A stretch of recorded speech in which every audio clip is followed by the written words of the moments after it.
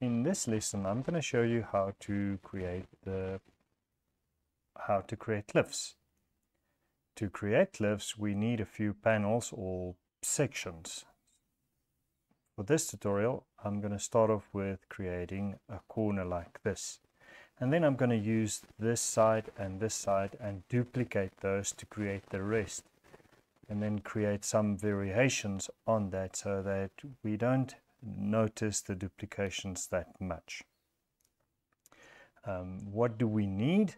So we need a panel that goes to the right, we need a panel that goes to the left, and then we need a ramp that goes down that way and a ramp that goes down this way, and we need an edge that goes to the left and an edge that goes to the right. It looks confusing, but you only need a few assets to create a whole world using these few assets. But before we do that, we need to talk about how to repaint rocks and stones. Before we get too deep into everything, I'm going to create a new file and let's talk about painting rocks. Right, so let's talk about what is a rock. So the first thing I want to do is draw a cube. Create a palette, a very simple palette for yourself. So we have a highlight, a light, a medium, a dark, and a very, very dark, or a shadow. 5 variations of the same color. Right, so let's draw a cube because that's the basis of most things. If you think of light coming in from the side, so let's have a light like this. It's coming in from this side. Think about it. There will be a highlight on the top because most of the light is cast onto the top of the cube. Now let's imagine that this is a solid block of stone. Then the front will be darker because less light is reaching this area. So I'm using the mid-tone here. And then for the shadow side, I'm going to use the darker tone. Cubes are not infinitely sharp. So that edge will have a bit of a stronger highlight because that area is pointing towards the light. This side will also have a bit of a highlight on the edge, but milder than the one we've got at the front and going down the side. So I'm going to use the top color for this highlight on the edge. Now that makes a little bit more sense and makes the cube more friendly to touch. You won't cut your hands touching this cube. Okay, let's move that to the side. We want to duplicate this because now if you think of rocks are not a block, a square. So we want to take this and make it rounder. We want to add more to this. We want to give more edges to this. So I'm going to flatten that area a little bit more. And the same for that side. Flatten that slightly more. Let's make that slightly darker like so, because it's pointing away from the light. And the same here.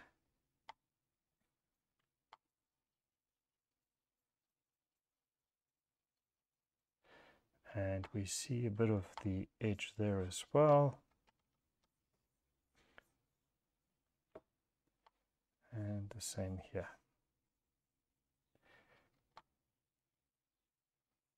You can see it's starting to get more rounder. And the edges are a little bit softer. So now you can see that we've added facets to our cube to make it less square and hard edged. Let's duplicate that again and break that up even a little bit more. So we want to add cracks in this one because rocks are not uniform shape. It's got cracks and erosion in it. Let's chip away at the edges here and the same here. Just by doing this, we're making it look more like a rock. Now think of this area here. Less light is reaching this area, so there needs to be more shade and shadow colors in here, and we can make it even darker like that because a lot of the light is occluded in that area. Try to follow the contour of your rock. If you think of that edge there, it should have a highlight because the same principle applies that we've got here. That area is facing towards the light, so there will be a highlight there. The same here is true. There will be a highlight facing the light source. Now if you go down, remember that the light is that edge is turning away from the light, so we don't want to make it as light as we've got it here. So we need to use that color. We need to use that color or value to indicate that edge is facing towards the light. So if you use the brightest color, it's just going to be too harsh. Rather use a tone down to add highlights, and we want to use the mid-tone for that area. And now we can add a bit of a highlight on the edges here as well. Subtle, keep it very, very subtle. And remember, this is also turned away from the light, so we need to make that darker. And then for the deepest crevices, go with the darkest color. Okay, but we also want a bit of a highlight on that edge. But be careful not to overdo the highlights on the edges. Remember, that is turned away from the light. So we want a bit of a shady color in there. Now you can see how we went from this to this and to this, and the same principles apply. We've got a highlight that's facing towards the sun or our light source. The same is true for that, and then we've got the same here going on. So every time an edge is turned directly towards the light, it's going to be lightest. When it's at the top, it's going to be that medium color, light medium color, and when it's down, it's going to be the medium color. On the shadow side, it's going to be the dark medium color, and for our crevices, we're going to use that very, very dark color or value. And then if you understand that principle, understanding what happens within the each area and crevice will make it much easier to continue the process. So the whole process of creating rocks is based on the value principle of having a strong highlight, a medium light color, then a medium color, a medium dark color, and a dark color, and each of them are in relation to our light source. It sounds confusing, but just ask yourself a question. Is this part of the rock facing the light? Is it at the top of the object, or is it facing downwards away from the light, or is it on the shadow side? Is it very, very dark, or is it just facing to the side? And should I use my medium dark or my very, very dark? And the best way to learn this is to have a reference at hand and try to draw rocks for a while before you start attempting creating cliffs of your own. It's better to learn from reference than it is to try and imagine this sort of stuff. Okay, so let's finish this. I'm just going to add more highlight, shadows, and randomness to our rock. Okay, you'll see me doing this in the demonstration of the cliffs, and if you follow that principle, the principles I'm showing you here, it should be fairly straightforward to understand what I'm doing in the demonstration. And then to highlight that edge, or to show that it's facing towards the light, I'm just adding a bit of a highlight in there. Very, very subtle and small. Don't overdo the highlights too much. All right, so I want to create a little bit more variation in here as well. Okay. And the same here, but then I want to create a few crevices there as well. I'm color picking here and there so that I can blend the color. So instead of using a blending tool, I use my brush to do the blending. So let's quickly look at that, how to do that. So if I've got a medium color like this and my very, very dark.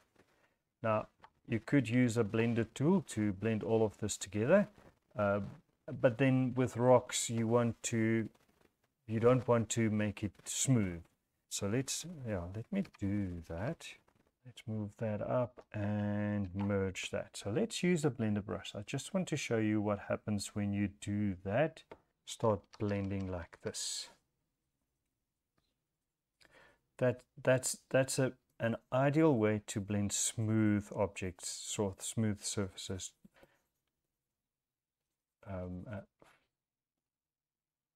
This is ideal for smooth surfaces. But when you're dealing with rocks, you can't have rocks that are smooth like this. Oh, you do get rocks that's smooth like this. But in our case, in our scenario, we want to create rocks that are textured. So the best way to do that is not to use the blending tool to mix this together or blend this together. Right, so now instead of using a blending brush or a smudging brush, I'm going to use this method where I color pick the two colors and then very lightly paint over the two colors so that I can create textures in here. So I'm using that color, picking that color, painting into the other side, picking that color, painting into the other side. And if you do it lightly enough, you'll get a medium color, which you can color pick here and extend into each other. So you can see that we've got a little bit more texture going on in here.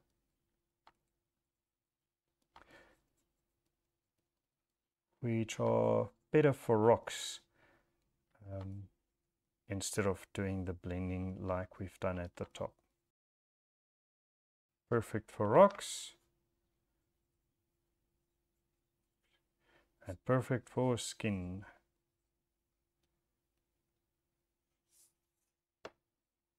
No, don't use that for rocks. Right, so let's refine this.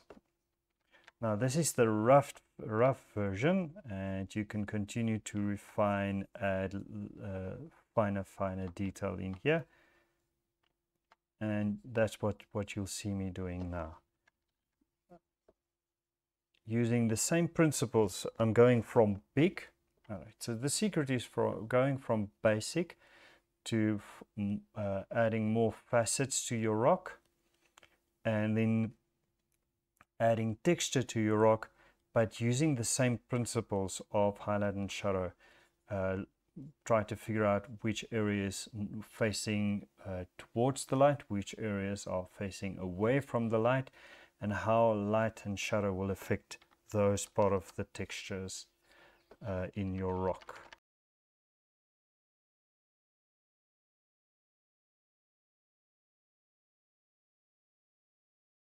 be careful of adding highlights that are too strong for your shadow side.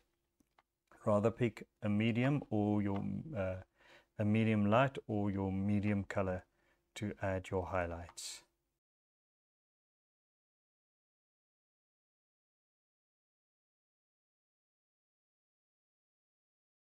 Soften those edges by adding medium. So you basically want to go from dark to medium to light.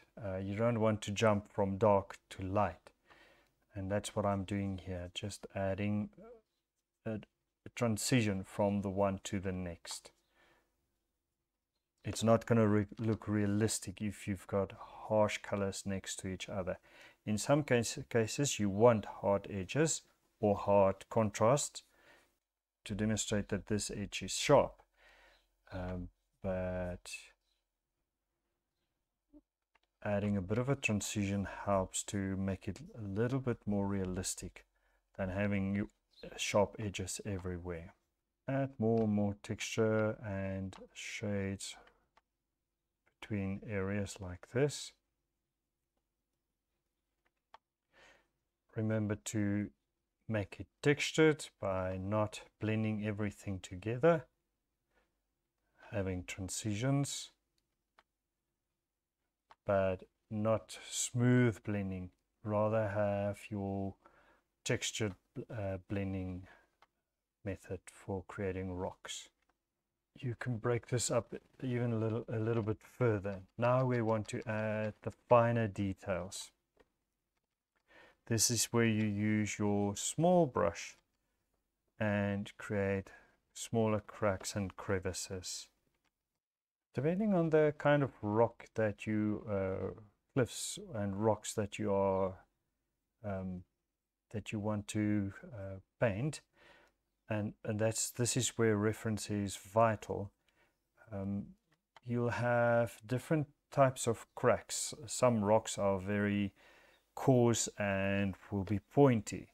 In most cases, cliffs and cliffs like cliffs in desert areas where there's erosion over a long time caused by water, you'll have this sort of cracks that goes into the rock. But again, it depends on the kind of rocks that you want to paint and the kind of cliffs that you want to paint, and reference is very, very important when you are doing this sort of work. Have a reference open, but having the reference will help you create more realistic looking rocks.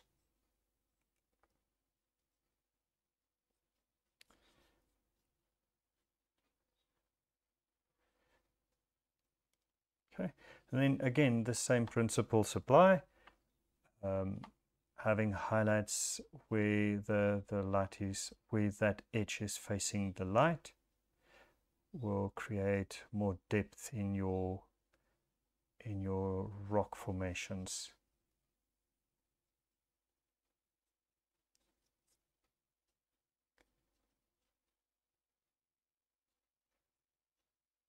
Same principles. The same principles we used here and the same principles we used there, we are going to employ in our finer detail as well.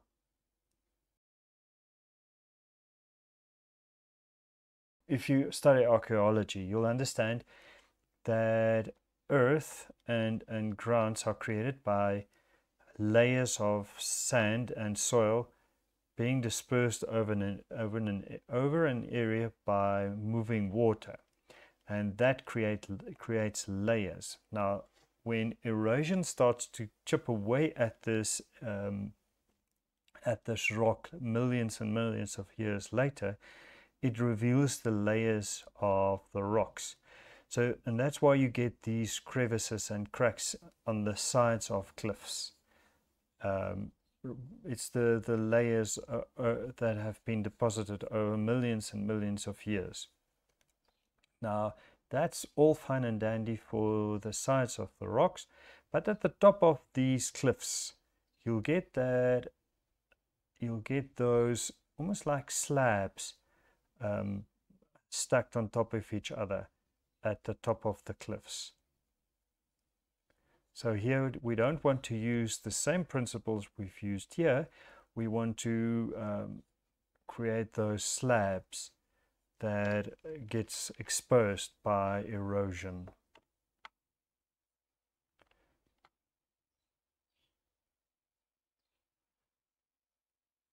Okay, and then as you get closer to the edge, it will start to fade back into those layers of cracks and crevices.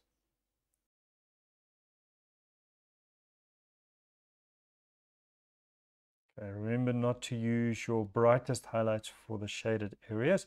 Rather pick a medium light color which are closer to your shade area to add these highlights. Now remember, our light is coming from the top right, so these edges at the bottom of the cracks will be facing towards the light source, and then we want to highlight those edges.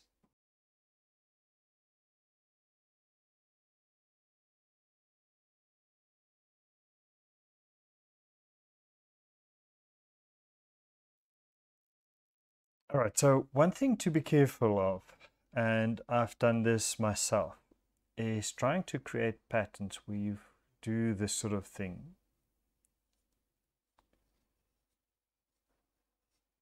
And we humans are prone to patterns. In nature, there's also patterns, but there's more of a randomness to the patterns.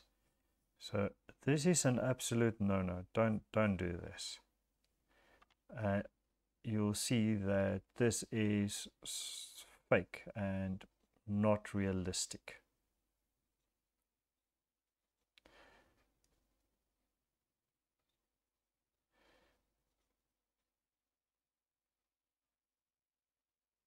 So don't do this.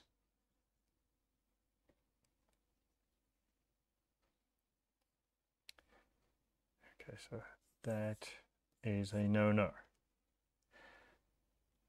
So best way to create rocks is to make it as random as possible. One thing that I do is I'm not trying to think too much about creating the patterns. I let my hand do random strokes, but in a controlled way, if that makes sense. And then we need to make sure that we've got a lot of randomness in it that makes sense for nature. And that's why having a reference image close by is vital for getting this right.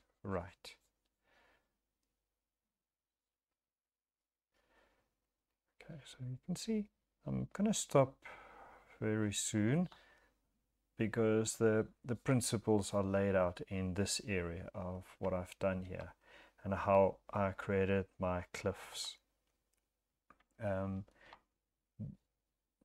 just going to finish this area quickly.